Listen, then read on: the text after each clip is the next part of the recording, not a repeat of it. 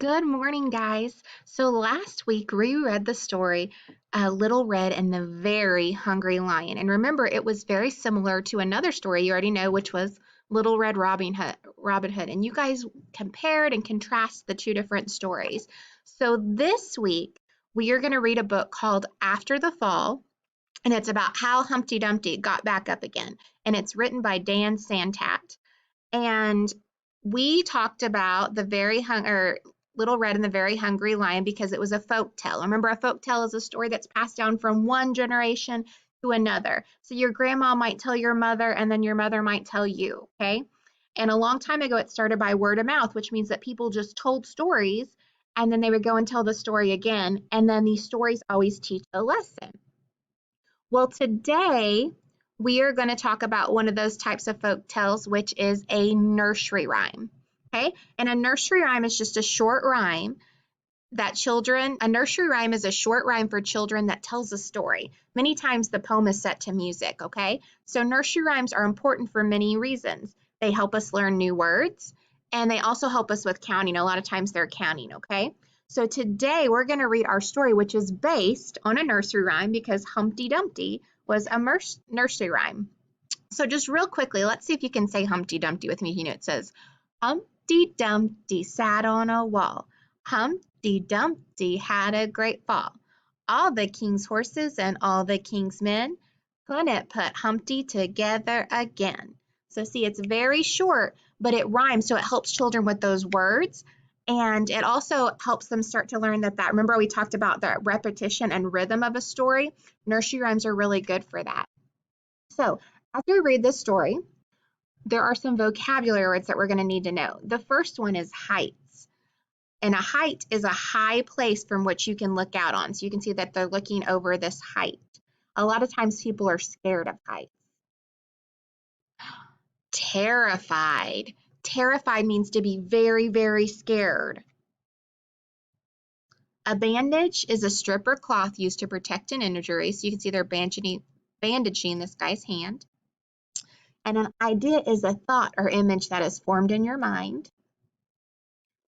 And then when you admit something, it means that you tell the truth. So sometimes you don't want to admit when you've done something wrong, but it's really important. All right, so we're going to read Humpty Dumpty After the Fall. So it starts off and says, "My name is Humpty Dumpty. This was my favorite spot high up on the wall. I know it's an odd spot for an egg to be, but I loved being close to the birds. Then one day I fell. I'm sort of famous for that part. Folks called it the Great Fall, which sounds a little grand. It was just an accident, but it changed my life." So he said it's an odd place for an egg to be up that high. Why would it be for an egg to be up that high? That's right, eggs are very fragile. It means they break easily, so it's not something you want to put really high because if it falls, it's definitely going to crack. Fortunately, all the king's men managed to put me back together. So that's different if we were comparing and contrasting our stories, because remember in the poem it said all the king's men couldn't put him together again. So that's one of the differences. Well, most of me. There were some parts that couldn't be healed with bandages and glue. After that day, I became afraid of heights. So remember, heights is when you're going up really tall. I was so scared that it kept me from enjoying some of my favorite things. So he's so scared he can't even get up to get his favorite type of cereal. I walked past the wall every day, and I would think about climbing the ladder again. I really missed the birds and being high above the sky, but I could never do it because I knew that accidents can happen. I eventually settled for watching the birds from the ground. It wasn't the same, but it was better than nothing. Then one day, an idea flew by. Ooh, what do you see that's flying by? Let's see if you're right. Making planes was harder than I thought. It was easy to get cuts and scratches, but day after day I kept trying and trying. So we talked about a couple weeks about, remember, that growth mindset. That means that you keep trying and keep trying, even though it gets hard and you know that you can do it. So Humpty Dumpty right now is using that growth mindset because he knows he can eventually. He'll keep trying until I got it just right. What did he turn his paper airplane into? A bird, that's right. My plane was perfect and it flew like nothing could stop it.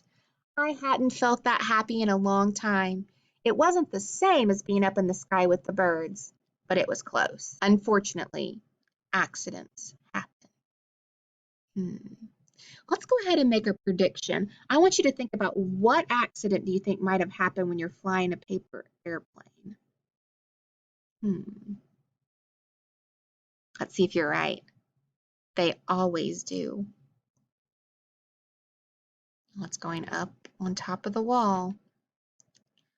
I almost walked away again, but then I thought about it for the time I'd spent working on my plane, so all the time, and all the other things I'd missed.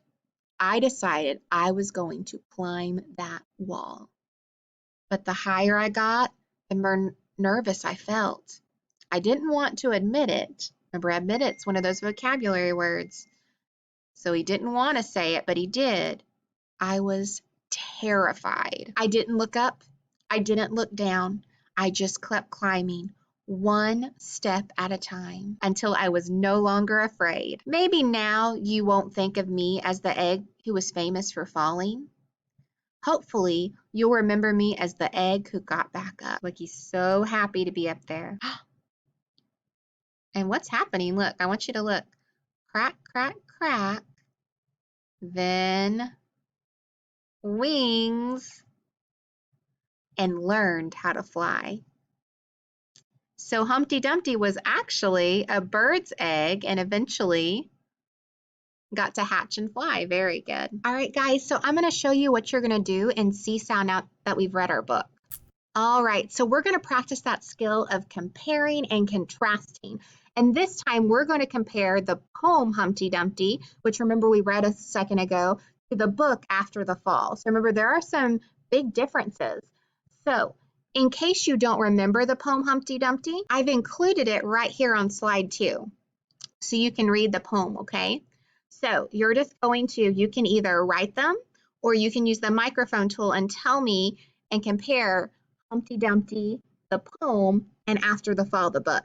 All right? I'm so excited to see what you guys are going to compare and contrast. Great job, guys.